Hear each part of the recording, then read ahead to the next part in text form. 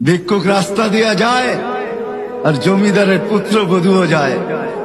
একজন সামনের থেকে আসতেছে, একজন সামনের দিকে যাইতেছে। দুইজনের ক্রসিং এর সময় ভিক্ষুকের গায়ের কাদা জমিদারের পুত্রবধূর গায়ে লেগে গেছে। সে দুনিয়া আন্ধার করে ফেলছে, স্বামীকে ডাইকা নিয়ে আসছে, বলছে ভিক্ষুক আমার কাপড় নষ্ট করে দিছে। সে শুধু ভিক্ষুক ছিল না, বৃদ্ধ ছিল। বৃদ্ধ ছিল না শুধু, জীর্ণ ছিল, শীর্ণ ছিল। শরীরে কাপড় ছিল না, ফাটা চিরা কাপড় ছিল। পায়ে জুতা ছিল না, পেটে ভাত ছিল না।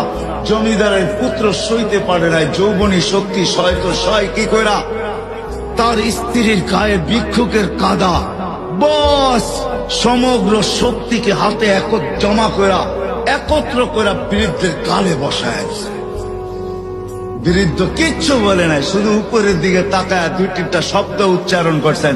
শব্দগুলা হলো ইয়া মাল্লা তারা হলো ওয়ুন, ও আল্লাহ চোখে দেখা যায় না।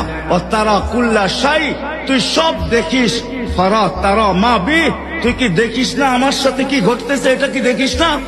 বলতে দেরি যুবক, মরতে দেরি হয় না। জমিদার চলে আসতে প্রতিশোধ নিবে। বৃদ্ধের একদিকে মুস্কি হাসি, একদিকে বলতেছে প্রেমের খেলা এমনই হয়। জিজ্ঞাসা করছে কিসের প্রেমের খেলা রে? বলছে ওর প্রেমিকার গায়ে আমার কাদা লাগছে, পায়ের কাদা লাগছে, ও সইতে পারে নাই। যৌবনী শক্তি দিয়ে আমার বৃদ্ধ গালে বসায় দিছে। আমাকেও একজন ভালোবাসে, সেও সইতে পারে না। সেও সইতে পারে না। ও তো থাপ্পড় দিয়া খ্যান করছে, জান নিয়ে নিছে, জান।